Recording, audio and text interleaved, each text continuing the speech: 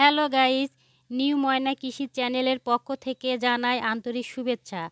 আজকে আমরা নিয়ে আসলাম ভুট্টার কাঁধ আসার পর কি করণীয় থাকে।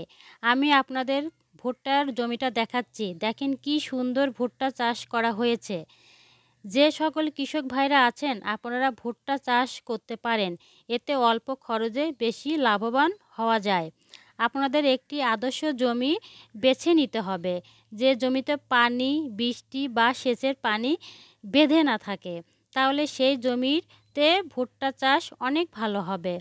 পানি বেঁধে থাকলে ভুট্টার ফলন কিন্তু কম হবে বন্ধুরা। আমি কিন্তু একটি আদর্শ ভুট্টার জমি দেখাচ্ছি। দেখেন জমির পাশে একটি নালা করা আছে।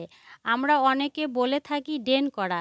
ভুট্টার ক্ষেতের পানি নিষ্কাশনের জন্য এই ড্রেন করা হয়েছে। আমি আপনাদের দেখাচ্ছি ভুট্টার পাশে একটি ড্রেন করা আছে। এই ভুট্টার যে কাঁধ আছে এর করণীয়গুলো বলি। ভুট্টার যে মরা পাতা দেখতে পাচ্ছেন, এর আগে ফলো রাখবেন যখন ভুট্টা লাগাবেন তখন ১ ফিট বা ১ ফিট ফাঁকা রেখে সারিবদ্ধভাবে ভুট্টা লাগাবেন, যাতে আপনি সহজে ভুট্টা ক্ষেতে ঢুকে আগাছা পরিষ্কার করতে পারেন, যাতে ভুট্টা ক্ষেতে ক্ষতি না হয়। ভুট্টা ক্ষেতে ক্ষতি হলে আপনি লাভবান কম হবেন। আমি দেখাচ্ছি কি সুন্দরভাবে ভুট্টা সারিবদ্ধ করা। এক এখন কিন্তু কাঁধ আছে।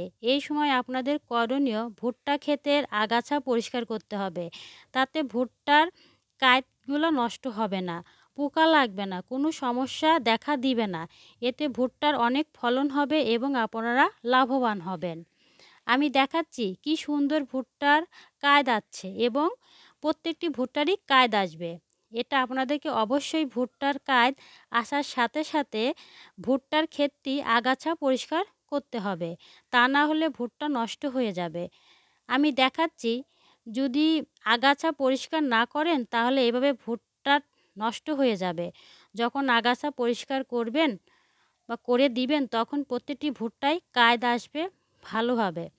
যারা ভুট্টা চাষি ভাই আছেন তাদেরকে এই সময় আগাছা পরিষ্কার করার পর নলকূপ বা সাবমার্সিবল দিয়ে হালকা পানি দিতে হবে, যাতে আপনার ভুট্টা ক্ষেতটি বা গাছগুলো তাজা ও সুস্থ সবল থাকে, যাতে এখান থেকে অনেক ফলন দেয় ও আপনি লাভবান হন।